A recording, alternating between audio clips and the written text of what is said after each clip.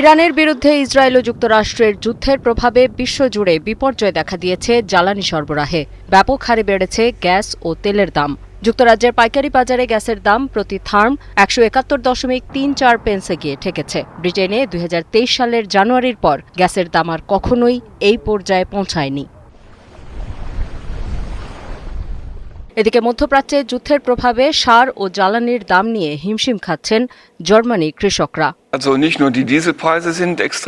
যেহেতু মধ্যপ্রাচ্য থেকেই বেশিরভাগ জ্বালানি আসে, তাই এটি না পাওয়া গেলে অবশ্যই ব্যবসায় নেতিবাচক প্রভাব পড়বে। এখনই অতিরিক্ত দামে আমরা নাজেহাল, টিকিটের দামও তাই বাড়াতে হচ্ছে। বেশিরভাগ মানুষের নাগালের বাইরে চলে যাচ্ছে সেই দাম। ফ্লাইট বন্ধ করে দিতে হবে অনেককে।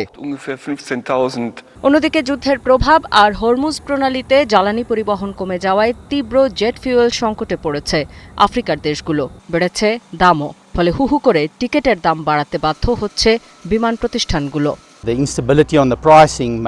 ডিজেলের দামই শুধু আকাশছোঁয়া হয়নি, সারের দামও বেড়েছে, বিশেষ করে নাইট্রোজেনের। গত বছরের তুলনায় এবছর এখানে নাইট্রোজেন সারের দাম ৫০ সেন্ট বেড়ে গেছে। ১০০ হেক্টর জমিতে ১৫,০০০ কেজি নাইট্রোজেন সার লাগে। সেই হিসেবে বাড়তি খরচ হয় ৫.৫ থেকে ৬,০০০ ইউরো। ওদিকে আবার জ্বালানি তেলের দাম বেড়ে যাওয়ায় ফিলিপাইন জুড়ে ধর্মঘট পালন করেছে পরিবহন শ্রমিকরা। সেই সাথে পরিবহনের ভাড়া বাড়ানো, ভ্যাট বাতিল এবং জ্বালানি খাতে কর বাতিলের দাবি জানান তারা। আফসানা শাওন, ৭১।